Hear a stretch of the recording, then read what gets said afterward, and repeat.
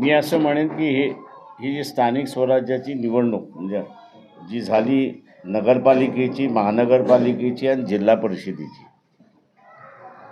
याच्यामध्ये युती होताना आपल्याला दिसते. पण या युत्यांमध्ये प्रामाणिकता आहे असं मी त्या ठिकाणी मानत नाही आहे. गरजेपोटी या युत्या होतात आहेत. एकमेकाला वाचवण्यासाठी युत्या होतात आहेत आणि त्या युत्यांचा एक भाग आम्ही पण आहोत. ते काय आम्ही नाकारत नाही. म्हणजे काही ठिकाणी आम्ही असं NCP म्हणजे 2 NCP आहेत त्यांच्याबरोबर बोलणी चाललेली आहेत. काही ठिकाणी शिवसेना आहे, एकनाथ शिंदे यांच्याशी चर्चा चाललेली आहे. काँग्रेस आहे त्यांच्याबरोबरही चर्चा चाललेली आहे. भारतीय जनता पक्षाबरोबर आम्ही जशी भूमिका घेतली की आम्ही कुठलाही संबंध ठेवणार नाही, तर आमचे कुठलेही जिल्हा अध्यक्ष किंवा आता महानगरपालिकेचे अध्यक्ष हे BJP सोडून इतर सगळ्यांशी राजकीय दृष्टीने बोलतात अशी परिस्थिती आहे. एक जे निकषास आलेलं आहे ते असणारं अत्यंत धोकादायक आहे असं मी त्या ठिकाणी मानतोय. आणि ते म्हणजे एका जिल्ह्यामध्येच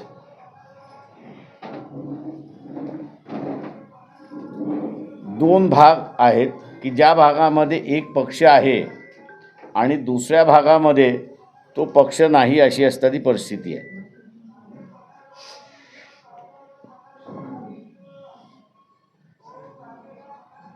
आणि या कारणास्तव कुठल्या एका पक्षाशी महाराष्ट्र पातळीवरती राजकीय युती नाही, तर ती महानगरपालिका ज्या आहेत त्या महानगरपालिकेच्या स्तरावरती असणाऱ्या आमच्या युत्या होतात आहेत अशी परिस्थिती आहे.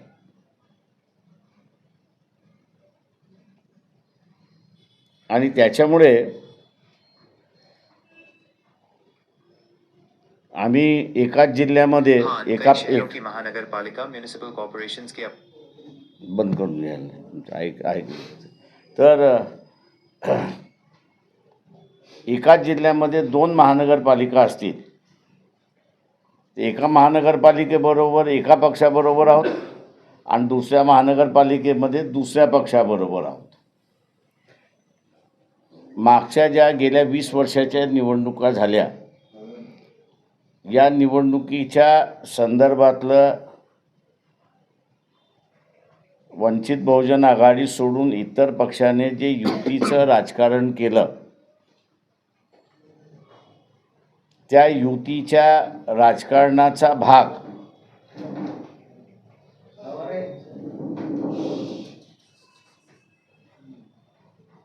आपल्याला असताना दिसतोय की ज्या ठिकाणी ते लढले नाहीत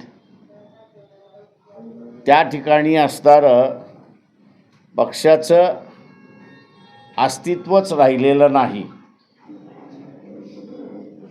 आणि त्याच्यामुळे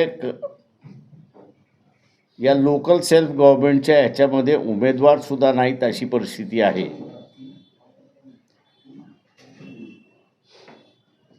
आम्ही फार ठिकाणी गेले 20 वर्ष जिंकलो नाही.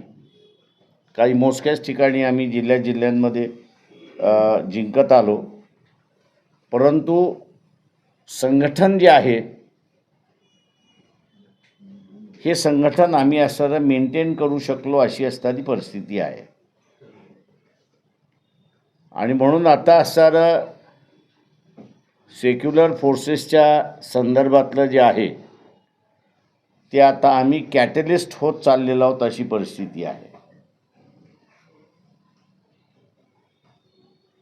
याही निवडणुकीमध्ये असणारा भूमिका अशी मांडली होती सर्व राजकीय पक्षांच्या समोर की युतीचं राजकारण आपण सोडून दिलं पाहिजे लोकल सेल्फ गव्हर्नमेंटमध्ये.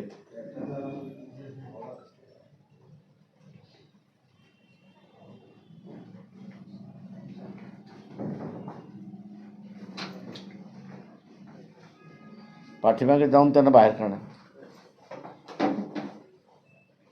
तर संघटना वाढवण्याच्या दृष्टिकोनातून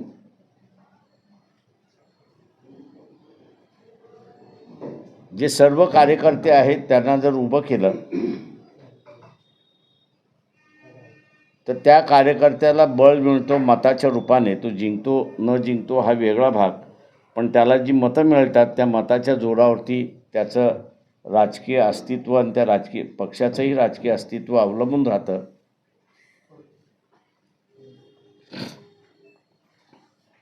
परंतु पुन्हा युतीच्या राजकारणामध्ये म्हणजे संघटनेपेक्षा सत्ता ही महत्त्वाची,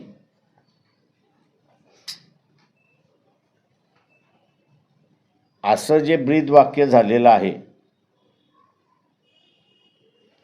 ते येणाऱ्या काळामध्ये धोकादायक आहे असं मी त्या ठिकाणी मानतोय.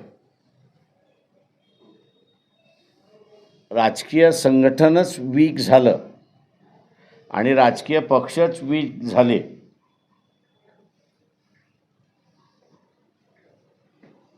तर मग इथली परिस्थिती सांभाळणार कोण? तेव्हा सत्तेबरोबर संघटनसुद्धा महत्त्वाचं आहे. आणि आपण आता बघितलं असेल की ज्या भारतीय जनता पक्षाने 2014 पासून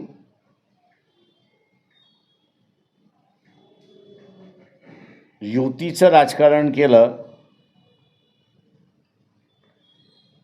त्या युतीच्या राजकारणामध्ये सध्याच्या परिस्थितीमध्ये सिलेक्टिव्हली युती करायची, त्यांच्यामध्येच.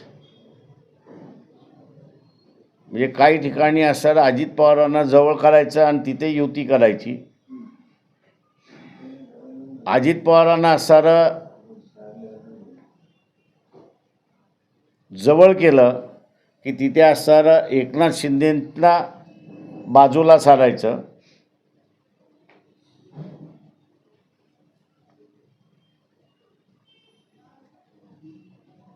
जिथे एकनाथ शिंदेला घेतलं तिथे अजित पवारांना असणारा बाजूला सारायचं. म्हणजे सिलेक्टिव्हली एक खेळ चाललेला आहे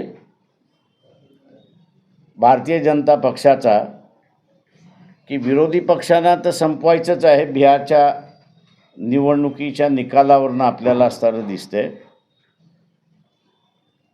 परंतु त्याचबरोबर आपल्याबरोबर असणारे जे मित्रपक्ष आहेत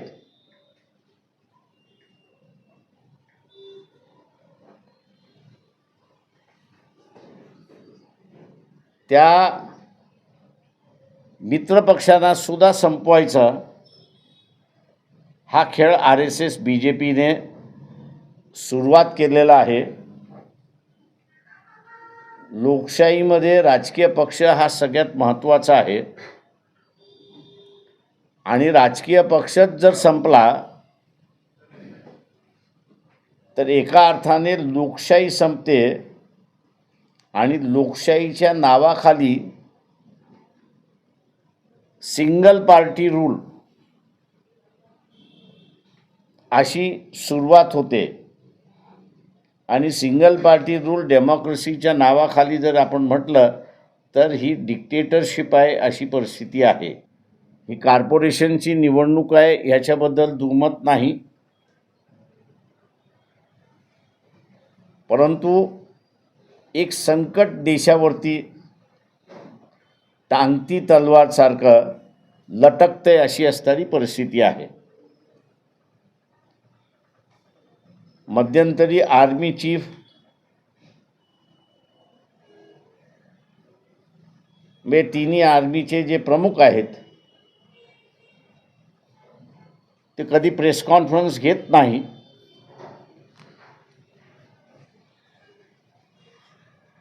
परंतु एक नाही 2 प्रेस कॉन्फरन्सेस त्यांनी घेतल्या एक प्रेस कॉन्फरन्समध्ये त्यांनी असं म्हटलं की नजीकच्या काळामध्ये आपल्याला असणारं शेजारी राष्ट्राबरोबर युद्ध करावं लागेल किंवा ते आपल्यावरती लादल्या जाईल, हे एक वक्तव्य होतं. आणि दुसरं वक्तव्य त्यांनी पंतप्रधानाच्या विधानानंतर त्यांनी असणारं केलं ते म्हणजे पंतप्रधान असं म्हणाले की चायना आपला असणारा मित्र आहे आणि तिन्ही आर्मी चीफचे जे प्रमुख आहेत त्यांनी पुन्हा प्रेस कॉन्फरन्स घेऊन सांगितलं की चायना इज एनिमी नंबर 1. देशाच्या स्वातंत्र्याच्या इतिहासामध्ये पहिल्यांदाच सिव्हिल ॲडमिनिस्ट्रेशन हे पंतप्रधानाच्या अंडर असतं आणि मिलिटरी ॲडमिनिस्ट्रेशन ही प्रेसिडेंटच्या अंडर असतं. दोघांचंही वेगवेगळं वक्तव्य यायला लागलं आहे. ही गंभीर बाब आहे, पण ही गंभीर बाबसुद्धा इथले राजकीय पक्ष लोकांसमोर आणत नाहीत, बोलत नाहीत. यावरनं लिमिटेड हुकुमशाही जी आलेली आहे सध्या जी लिमिटेड हुकुमशाही आलेली आहे,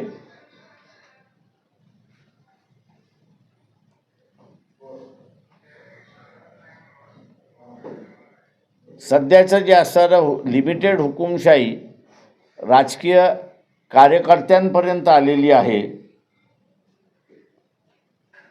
ती सामान्य जनतेपर्यंत पर्क्युलेट व्हायला वेळ लागणार नाही. आणि म्हणून लोकांनी आम्ही कुठेतरी या परिस्थितीशी सहमत नाही हे जर दाखवायचं असेल तर त्यांनी पंतप्रधान नरेंद्र मोदी, भारतीय जनता पक्ष यांच्या विरोधात मतदान देऊन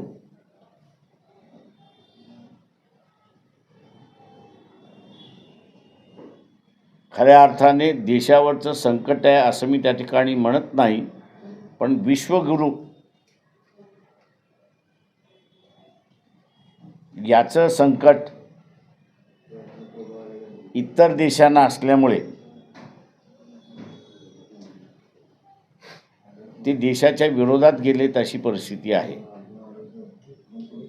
तेव्हा हा महत्त्वाचा मुद्दा आहे असं मी त्या ठिकाणी मानतो. आजही लोकांना आम्ही असं सोलापूरकरांना म्हणतोय, महानगरपालिका तुम्ही द्या, 3 महिन्यामध्ये इथे असणारं डेली पाणी सुरुवात करू आम्ही.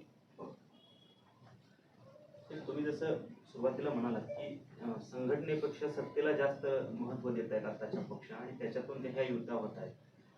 काल जी मनसे आणि शिवसेना ठाकरे गटाची जी युती झाली तर तो याचाच भाग होता की खरंच मराठी माणसाचं हित जोपासण्यासाठी ती युती, काय वाटतं? मी जे मुंबईतून म्हणणार होतो ते तुमच्या हेतूतूनच म्हणतो. बाळ ठाकरेंनी जोग नावाचे असणारे व्यक्ती पुण्यामध्ये होते, बिल्डर होते, आणि त्यावेळेस एक वाद सुरुवात झाला की इथे सगळे उत्तर प्रदेशवाले ब्रिजिंग बांधायला येणार का. बाळासाहेबांनी त्यावेळेस माझंही त्यांच्याशी बोलणं झालं होतं, आपल्याकडं कोण आहे का, तर म्हटलं आहेत, पुण्यात आहेत. ते म्हटले ठीक आहे. आणि त्यांनी हा जोग जो आहे शोधून काढला आणि अंधेरीचा जो सगळ्यात मोठा फ्लायओव्हर जो आहे ते काम कॉर्पोरेशनमार्फत त्यांना देण्यात आलं. आम्ही असं उद्धव ठाकरेंना म्हणतो, तुम्ही मराठी माणूस करताय. कॉर्पोरेशनमधलं दर वर्षाला 30,000 कोटीचं कॉन्ट्रॅक्ट दिलं जातं.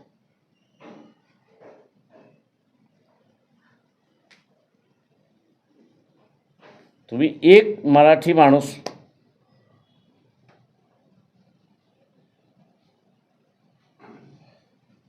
कॉन्ट्रॅक्टर म्हणून डेव्हलप केला का सांगा.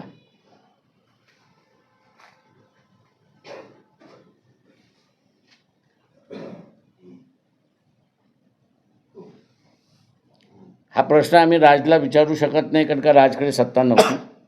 पण उद्धव यांच्याकडे असणारी ही सत्ता होती. त्यांनी एक फक्त कॉन्ट्रॅक्टर दाखवावा की मुंबईमध्ये आज तो 2,000-3,000 कोटीचा कामकाज करतोय, जेव्हा तुम्ही 30,000 कोटीचं कामकाज दरवर्षी हे कॉर्पोरेशन मार्फत देताय.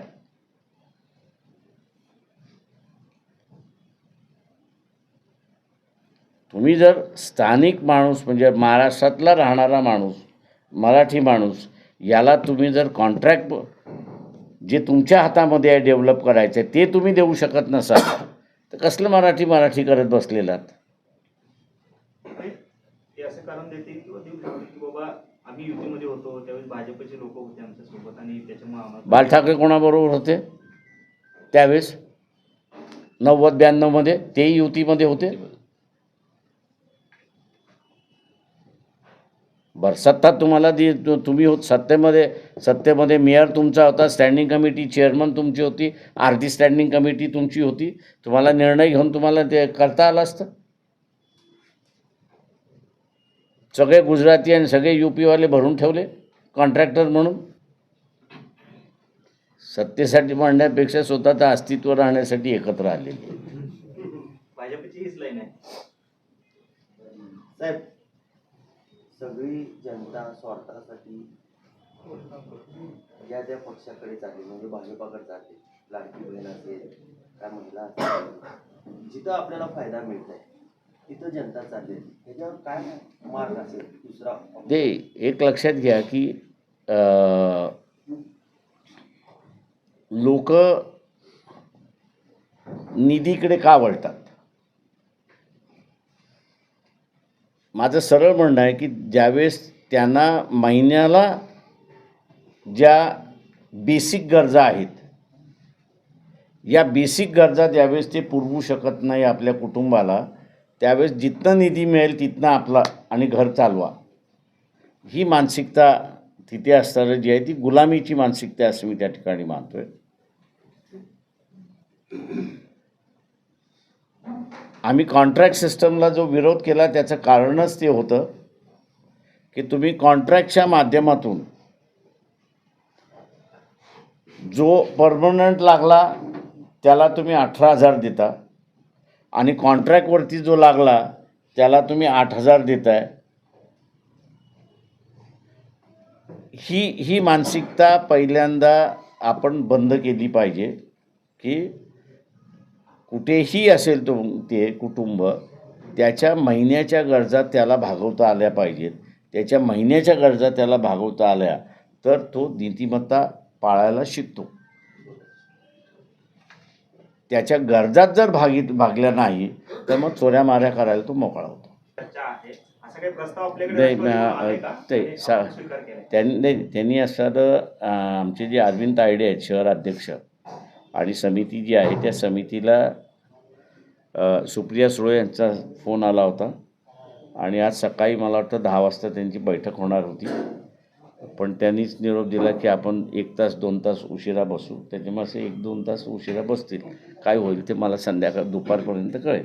पण आपण त्या याच्यावरती ते आम्ही असं जसं म्हटलं BJP सोडून उरलेल्या सगळ्यांबरोबर बसा, आमचा दरवाजा मोकळा आहे. थँक्यू. आभार. गेले काही दिवस आपण नगरपालिका महापालिका निवडणुकीत बघताय राज्यात. आज हा या पक्षात आहे, उद्या तो दुसऱ्या पक्षात आहे, रात्री दुसऱ्या पक्षात असतो. आपण हे सगळ्याकडे कसं पाहता? ते नीतिमत्ता ही पूर्णपणे ढासळलेली आहे. ती राजकीय पक्षांची जशी ढासळलेली आहे तशीच ती मतदारांची सुद्धा ढासळलेली आहे. त्याच्यामुळे माझं असणारं मतदारांना आव्हान राहणार आहे की हे जे काही इलेक्शनमधलं वाटप होतं त्यांनी उचलून फेकून, म्हणजे ॲटलिस्ट सदर्न क्लास जो आहे, म्हणजे खाऊन पिऊन सुखी क्लास जो आहे, त्यांनी तरी ते उचलून फेकून दिलं पाहिजे त्या उमेदवाराच्या अंगावरती. याची आम्हाला गरज नाही. आम्हाला गरज आहे विकासाची. तो आम्ही तुम्हाला निवडून देऊ, तो विकास तुम्ही करा. याच्यासाठी आम्ही काही तुम्हाला मतदान देत नाही. एक वर्ग असा आहे की तो दिवाळीच मानतो. ते याचं कारण का त्याचं जगणंच हँड टू माउथ आहे. तो हँड टू माउथ जो जगणारा आहे तो ते घेईल त्याला. पण जो वेल टू डू आहे, जो सुखी आहे, खाऊन पिऊन सगळ्या गोष्टी त्याच्याकडे आहेत, त्यांनी तरी ह्या गोष्टी टाळल्या पाहिजेत आणि उमेदवारांना तोंडावरती सांगितलं पाहिजे की याची आम्हाला गरज नाही आहे. आम्हाला गरज तुम्हाला सत्ता दिल्यानंतर तुम्ही आमचा विकास करा. जसं आता सोलापूरचं म्हटलं, 10 दिवसानंतर पाणी येते. त्याच्यानंतर असणारं इथे ट्रान्सपोर्ट सिस्टम होती, सगळ्या बसेस स्क्रॅपमध्ये काढण्याची वेळ आलेली आहे. आणि हीच परिस्थिती मुंबईत असती तर कॉर्पोरेशन एक दिवस मी चालू दिली नसती. म्हणजे आजही तीच अवस्था आहे तिथे, लोक चालू देत नाही. तुमचं सोलापूरचं लक्ष कमी झालं. ते माझं लक्ष नाही कमी झालं, लोकांनी मला निवडूनच दिलं नाही तर मी काय करू त्याच्यामध्ये. आम्ही चर्चा करण्याचे अधिकार जे आहेत ते आमच्या जिल्हा अध्यक्षांना आम्ही दिलेले आहेत आणि आम्ही असं मानतो की आमचे जिल्हा अध्यक्ष आणि शहर अध्यक्ष हे दोघंही सक्षम आहेत त्या बोलणी करण्यासाठी. नगरपालिका आणि तुमचं हे वक्तव्य आता जर का गुलदस्ता हा शब्द जर का वापरला यानंतर असं समजायचं का की मुंबईच्या महानगरपालिका निवडणुकीमध्ये काँग्रेसची ऑफर ही तुम्हाला मान्य नाही? प्रश्न असा आहे त्याच्यामध्ये की आहे की नाही आहे हा वेगळा भाग आहे. त्याच्यामध्ये असणारं बोलणी अजून चाललेली आहेत. ती जोपर्यंत संपत नाही तोपर्यंत काहीही निकष काढणं चुकीचं आहे असं मी त्या ठिकाणी म्हणणार आहे. नगर परिषद नगरपालिकेमध्ये जवळपास 50हून अधिक बहुजन आघाडीचे नगरसेवक निवडून आले, चांगल्या पद्धतीने यश मिळालं. 104.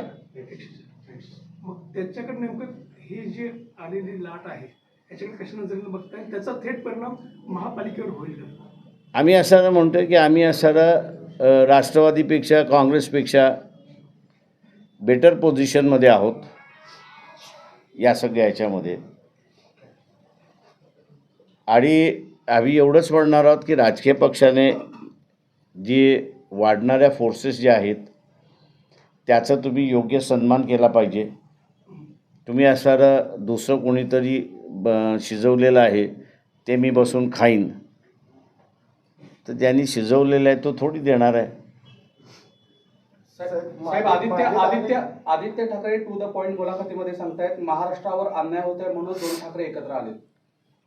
No comments. मागील काही दिवसापासून आपण ईव्हीएम या विषयावर बोलत होतो. नगरपालिकेच्या निवडणुकीनंतर ईव्हीएम हा फॅक्टर आजही आहे आणि पुढच्या पालिकेच्या निवडणुकीत मी आजही म्हणेन की ईव्हीएममध्ये 10% मॅन्युप्युलेशन केलेलं आहे. मी आजही ते माझ्याबरोबर एक कुठलाही नॅशनल पार्टी जॉईन झाली तर मी ते सिद्ध करून दाखवेन.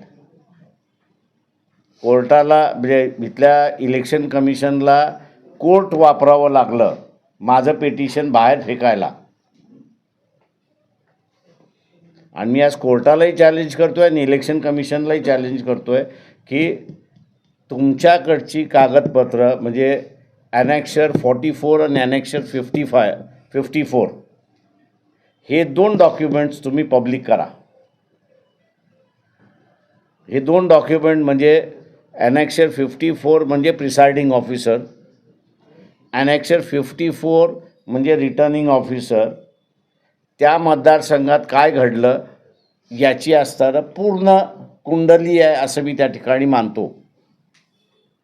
आणि 44 आणि 54 इलेक्शन कमिशनचं हँडबुक जे आहे त्या इलेक्शन कमिशनच्या हँडबुकमधलं ॲनेक्शर 44 आणि 44 हे पोलिंग प्रिसाइडिंग ऑफिसर जे आहे त्याचा त्या पोलिंग स्टेशनमध्ये झालेला सगळा रिपोर्ट आहे. आणि ॲनेक्शर 54 हा जो आहे तो रिटर्निंग ऑफिसर त्या मतदारसंघात काय घडलं याचा असणारा तो फॅक्च्युअल रिपोर्ट आहे. दोन्हीही फॅक्च्युअल आहेत. आणि इलेक्शन कमिशन असं आम्हाला लेखी लिहून देते की आमच्याकडे हे डॉक्युमेंट आलेलेच नाहीत. आणि कोर्ट आम्ही आता असताना ज्या जजने लिहिलं आहे त्या जजला आम्ही आता असताना आम्ही 5-6 महिने जाऊ दिले. याचं कारण असं आहे की ते कोर्ट आहे, त्याचा रिस्पेक्ट आपण केला पाहिजे. त्यांनी ज्या ग्राउंडवरती आमचं पिटिशन फेटाळलं की चेतन आहिरे हे असणारं पिटिशन दाखल करू शकत नाही, तर आम्ही असणारं आता कोर्टाला म्हणणार आहोत की चेतन आहिरे हा भारतीय आहे, नागरिक आहे, मतदार आहे. हा जर दाखल करू शकत नसेल तर कोण पिटिशन दाखल करू शकतंय याचा तुम्ही आम्हाला असताना खुलासा करा. त्याच्या वतीने आम्ही असताना ती पिटिशन दाखल करू. आम्ही जसं म्हणालो की आत्ताच्या ह्याच्यामध्ये जे पॅनिकी जे झालेली आहे ती भारतीय जनता पक्ष पॅनिकी झालेली आहे. आता सोलापूरचं उदाहरण द्यायचं झालं तर BJPने अजून एकनाथ शिंदे असेल किंवा अजित पवार असतील यांच्याबरोबर बोलणी काही सुरुवात केलेली नाही. त्याच्यामुळे अजित पवारांनी इतर पक्षांबरोबर बोलणी म्हणजे त्यांचा जो गट आहे इथे त्याचा पक्ष जो आहे त्यांनी इतर पक्षांबरोबर बोलणी करायला सुरुवात केलेली आहे. ज्या पद्धतीने भारतीय जनता पक्षाने आपली पहिले एकला चलो रे भूमिका ही सोडून देऊन मुंबईमधलं उदाहरण जर घेतलं तर त्यांनी एकनाथ शिंदेला बरोबर घेतलं आणि अजित पवारांना सोडले. तेव्हा हे जे धरसोडचं त्यांचं धोरण जोपर्यंत संपत नाही तोपर्यंत कोण कोणाची युती करेल हे सांगता येत नाही. भाजप बरोबर आपण जायचं नाही आपली भूमिका पूर्वीपासून. मग इतर जे पक्ष आहेत त्यात प्राधान्याने आपण कुणाबरोबर तुम्हाला योग्य वाटेल?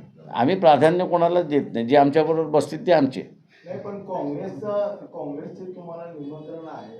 मागच्या महाविकास आघाडीमध्ये तुम्ही म्हणत होते की बाबा शरद पवार काँग्रेस पक्ष जो आहे त्याचं आता एक लक्षात आलेलं नाही की नगरपालिकेच्या निवडणुकीमध्ये त्यांच्याकडे हिंदू राहिलेला नाही. जे काही आता त्यांना अध्यक्षपदाच्या निवडणुकीमध्ये यश आलेलं आहे ते आदिवासी भागामध्ये आलेलं आहे, विदर्भामध्ये. उरलेल्या सगळ्या भागामध्ये त्यांचं असणारं पानिपत झालेलं आहे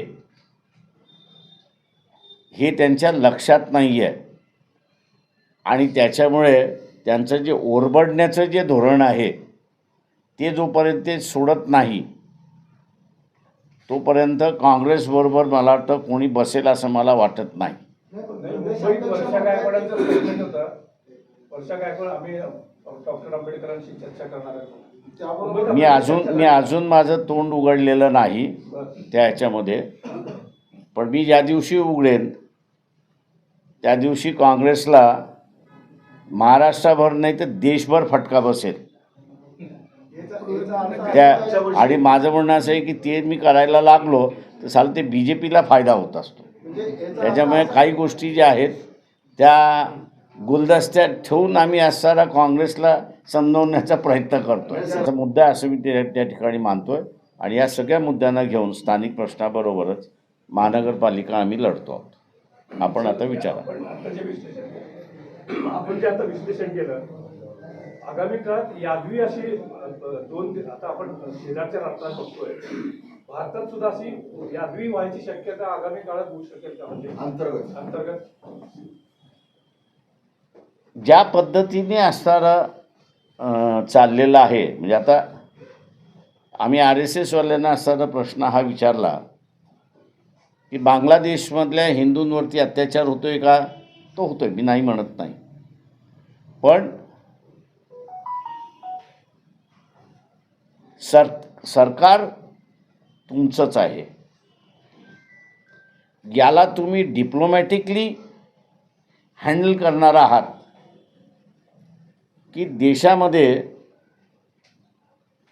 काही शक्ती जे विभाजन करायला बघतात आहेत हिंदू मुसलमानांच्या, तुमच्या ह्या मोर्चाने भर पडणार आहे की नाही. आणि आम्ही असं म्हणालो की मोर्चे काढून जर बांगलादेशमधल्या हिंदूंवरती अत्याचार थांबणार असतील तर आम्ही तुमच्याबरोबर येतो ना, पण ते हमी द्या की बांगलादेशमधल्या हिंदूंवरती असणारा अत्याचार थांबणार आहेत म्हणून. तेव्हा इथे यादवी असं होईल असं मला वाटत नाही, पण मनविभाजन करण्याचं कामकाज या ठिकाणी जोरदार चाललं आहे असं मी त्या ठिकाणी म्हणतो. सोलापूरच्या बाबतीमध्ये 16 तारखेला मतमोजणी आहे आणि ईव्हीएम हे 7 ठिकाणी स्ट्रॉंग रूम मध्ये ठेवणार आहे. 7 ठिकाणी आणि वेगवेगळ्या ठिकाणी हे काउंटिंग होणार. बरोबर आहे. मग ह्याच्यामध्ये तुम्ही जो प्रश्न उपस्थित करताय की त्या पद्धतीचं हॅकिंग हा प्रकार तिथं अगोदरच झालेला आहे. 10% वोट अगोदरच झालेले आहेत. नगरपालिकेला स्ट्रॉंग रूम असं आहे, मला एक असे आता म्हणू नये मी, पण सोलापूरच्याच रिटर्निंग ऑफिसरने मागचं जे पिटिशन होतं 2019 याच्यामधलं, त्याच्यावरती असताना त्यांनी एव्हिडन्स येऊन दिला कोर्टासमोर की कुठलाही, म्हणजे तो म्हटला मी तर आहेच, की तो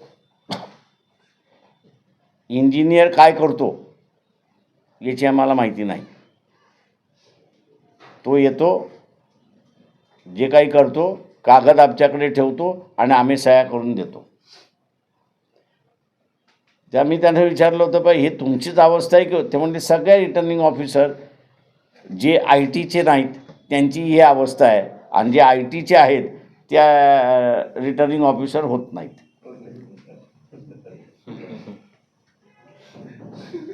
साहेब, राष्ट्रवादी पक्षाला मुस्लिम भागातील जागा दिल्या जात आहेत आणि राष्ट्रवादी पक्ष मुस्लिम नाही असं शरद पवार म्हणतात. थँक्यू. मी कुठल्याच पक्षावरती कॉमेंट करणार नाही. आज 25 तारीख आहे. 19 तारखेला तुम्ही आणि पृथ्वीराज चव्हाणांनी एक गोप्यस्फोट किंवा एक वेगळं चित्र महाराष्ट्रामध्ये दिसेल असं म्हणाले. मी नाही, पृथ्वीराज बाबा म्हणाले होते. त्या पृथ्वीराज बाबांना माझी असणारी विनंती आहे की त्या स्टीफनचे जे फोटो आहेत तुमच्याकडे आले असतील तर जाहीर करा. सर, तुम्ही आता बोलताना म्हणाला की काँग्रेसकडे आता हिंदू राहिला नाही, मग याच्याकडे हिंदू असेल तो पक्ष सत्तेवर येईल असं वाटतंय का? ते हिंदू हा जो मतदार आहे हा आपण आत्ता बघितला असेल की BJP पॅनिक झालेली आहे. BJP ही पॅनिक मोडमध्ये आहे आणि म्हणून कधी एकनाथ शिंदेला घ्यायचं, कधी शरद पवार म्हणजे अजित पवारांना घ्यायचं, किंवा दोघांनाही जिथे गरज आहे तिथे दोघांनाही घ्यायचं.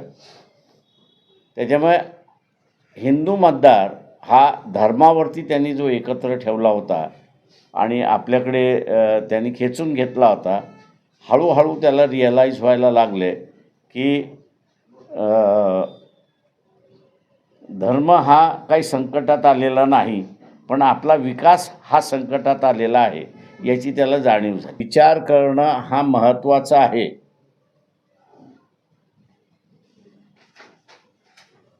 जे धर्माला पाहून मतदान देतात त्या सगळ्यांना आम्ही जाहीरपणे आता विचारतोय की तुम्ही किंवा तुमचं कुटुंब हे धर्मांतर करणार आहात का? तुम्ही आणि तुमचं कुटुंब हे जर धर्मांतर करणार नसेल तर मग धर्मावरती संकट आलंय. हा जो RSS BJPचा प्रचार आहे हा खरा आहे की खोटा आहे याच्यावरती आपण असा निर्णय करणं महत्त्वाचं आहे. भारतीय जनता पक्ष RSS धर्माच्या नावाखाली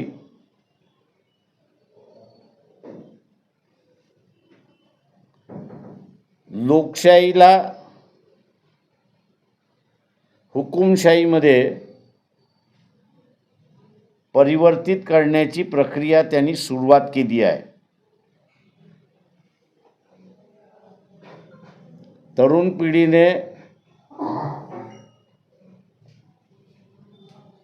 75, 76, 74, 75, 76 या काळातली इमर्जन्सी भोगलेली नाही. माझी पिढी आणि माझ्या अगोदरच्या पिढीने इमर्जन्सी काय असते आणि हुकुमशाही काय असते हे आम्ही असताना अनुभवलेलं आहे.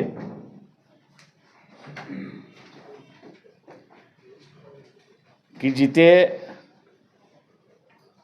त्याची झलक ही आपल्याला असताना दिसते की राहुल गांधी सारखा सुद्धा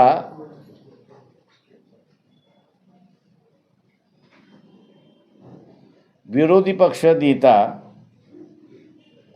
अमेरिकेतल्या स्टीफन्स नावाच्या व्यक्तीकडे असणाऱ्या फोटोमध्ये आपल्या प्राईम मिनिस्टर नरेंद्र मोदी किंवा त्यांचे असणारे कॅबिनेट मंत्री यांचे फोटो आहेत का याचा खुलासा सुद्धा विचारत नाही. किंवा मध्यंतरी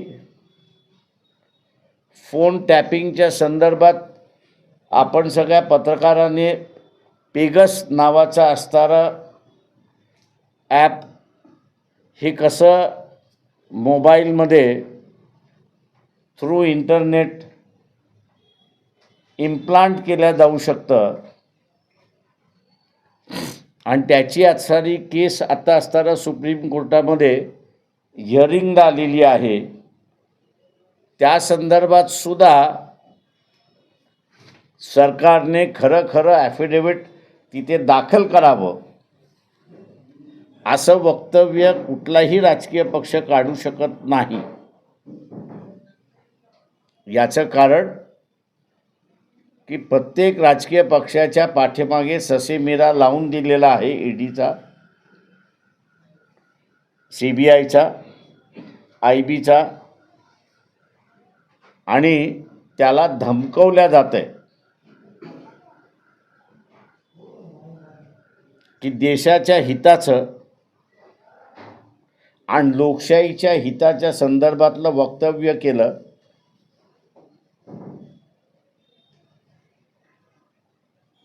तर आम्ही तुम्हाला अटक केल्याशिवाय राहणार नाही. तेव्हा अटकेपासून वाचायचं असेल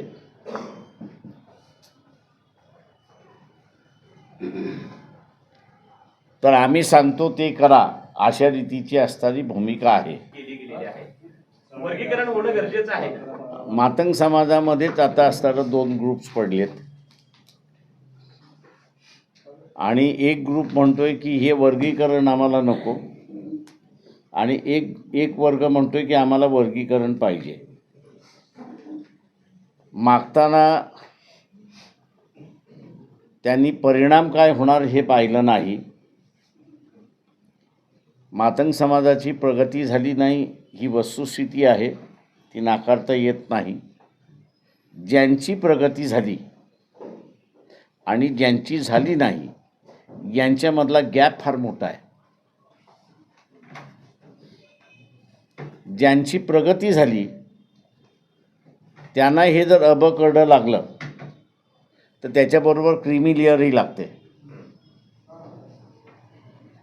त्याच्यामुळे हा जो विकसित झाला होता असं म्हणता येईल तो आरक्षणाच्या बाहेर गेला आणि मातंग समाजामधला जो असणारा अविकसित आहे त्याला ह्याचा लाभ घेण्यासाठी 18 वर्ष थांबावी लागतील हे आता त्याच्या लक्षात आलेलं आहे. का डिग्री घेणं हे 24 वर्ष लागतात. 12वी पास व्हायला मी 16 लागतात, पण 18 मी त्या ठिकाणी धरतो आहे. आणि 2 वर्ष त्याच्यामधलं मग असणारे टेक्निकल कोर्सेस वगैरे घेणं, म्हणजे 18 वर्षांनंतर लागेल. हे आत्ता मातंग समाजाच्या काही मंडळींच्या लक्षात आलेलं आहे. आणि म्हणून एक जण म्हणतोय अंमल करा आणि दुसरा तिथे असताना विरोध करतोय. आपली भूमिका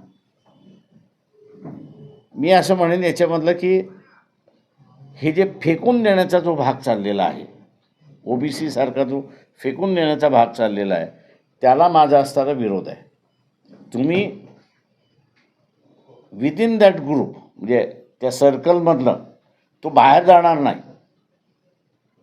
पण सर्कलच्या सेंटरमध्ये जो आहे तो शेवटी राहील आणि सर्कलच्या शेवटचा जो आहे तो सेंटरमध्ये येईल. ही जर तुम्ही भूमिका घेतली तर न्याय म्हणून तुम्हाला असणारं त्यामध्ये घेता येईल. नाहीतर आता मी जसं मातंग समाजाचं उदाहरण दिलं की जे उपयोग घेऊन पुढे आले त्यांना तुम्ही डिबार करून टाकलं की तुम्हाला आता आरक्षणचा लाभ मिळणार नाही. पण तो लाभ जो दुसऱ्या मातंग समाजाने घेतला पाहिजे होता त्याला घ्यायला आता असताना 18 वर्ष लागतील. त्याच्यामुळे 18 वर्ष हा मातंग समाजाचा असणारा जो गॅप आहे हा गॅप राहील. त्याच्यामध्ये असणारं भरल्या जाईल न भरल्या जाईल काही धोरण म्हणून मला माहीत नाही आहे. परंतु हे लक्षात आल्यानंतर मी जसं म्हणालो की मातंग समाजामध्ये 2 ग्रुप्स पडलेले आहेत, एक पूर्व आहे आणि एक अगेन्स्ट आहे.